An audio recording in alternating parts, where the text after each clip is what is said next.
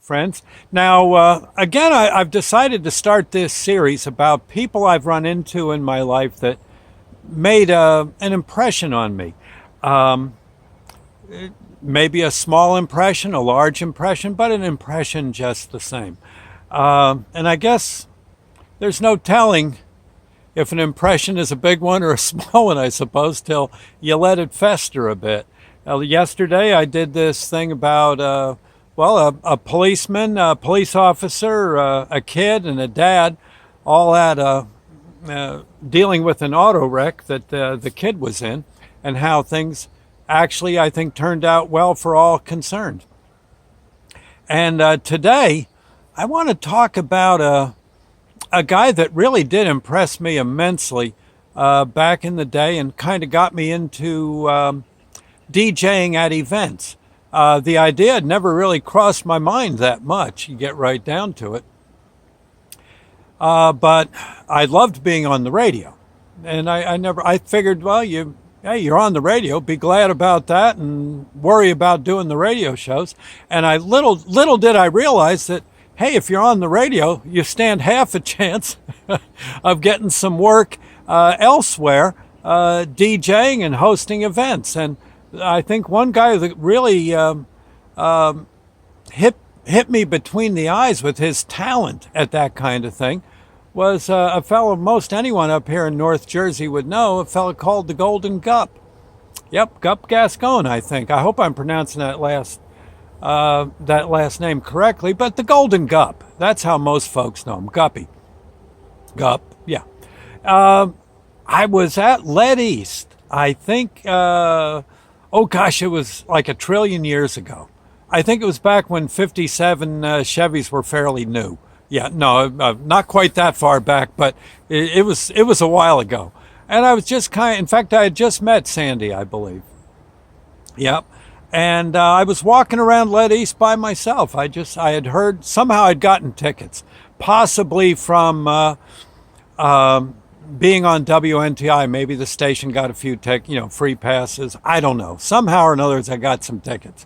And I'm walking around the place and really digging it. Lead East, for those of you who don't know, is, I assume they still do it. Honestly, I don't know. But back in the day, it was a big 50s revival festival.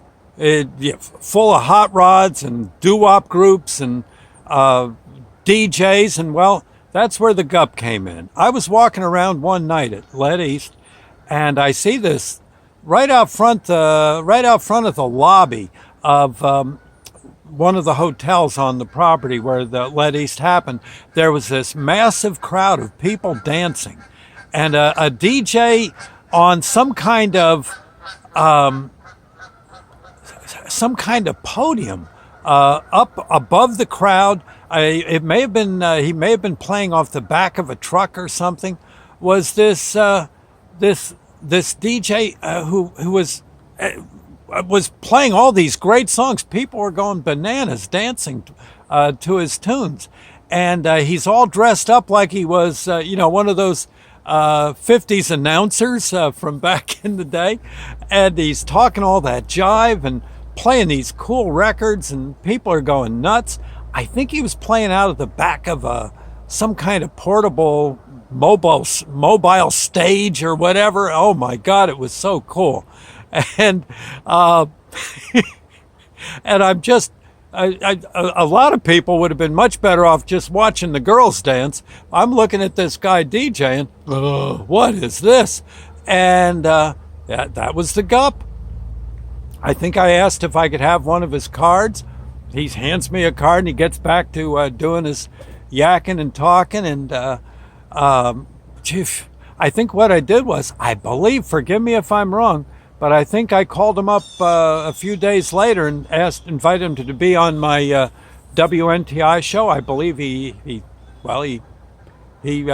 took the bait and was on my show. We were talking all sorts of stuff. He brought records to play, and he had this really great 50s old time 50s radio patter that was something I've never been good at, but I'm more of a storyteller than a a fire-breathing DJ. But this guy was great. Gup was absolutely an inspiration. And I run into him every now and then, and I find him to it's just amazing, just an amazing guy. And I, I I think there's just somehow when he does his shows, when he does his gigs, when he does his radio shows, he honestly takes you back into that era, which now, 70 years ago, 60, 70 years ago. And it's just an amazing thing to see. A Renaissance man of the 50s. And fantastic. Knows a lot about the hot rods, the tunes, has met many of the groups, interviewed them. Just absolutely fantastic. Just nothing but energy on the stage. And the Gup kind of showed me that, well, it can be done, And I was lucky to have met him, and although I hardly ever see him, it's always like old home week when I do run into him one place or another. Good guy, really good guy. He used to come up to the Chatterbox sometimes, bring one of his caddies, and kind of at the cruise nights and stuff, kind of pass out his cards and like that, and or maybe he'd have a flyer for some gig he was doing. I'd go read it to the crowd and maybe have him come up and talk about it a bit. He's never. That's one thing you can say about the Gup. He's never at a loss for words. Never at a loss for words, and the right way to say them. Yes. Oh man, to deliver them. Let us say. I believe you can find him on Facebook for sure, and at Facebook there's all sorts of info about the various things he's up to. He's pretty much in the the North Jersey area, Morris County area, but I believe he goes to many areas one way or another, and he's definitely all enthusiasm. If you want to have a knockdown, drag out 50s event, it's your guy, the Gup. Me, I don't know. I sit there and I play the records, and I talk a bit, tell stories, but a lot of times people, they don't want to hear. I've actually had people come up and say, "We don't want to hear your stupid stories. Play some music." And okay, so I play some music. Other people, I guess in my case, people will come over and they'll say, "Hey, tell us that story about the orangutan and the alligator." Okay, sure, if you want. But I'm playing some songs now. No, we want to hear the story. Oh, okay. And I'm going to have to think of a story now about an orangutan and an alligator. Now that I mention it, people are going to be after me for that. I'll think of something.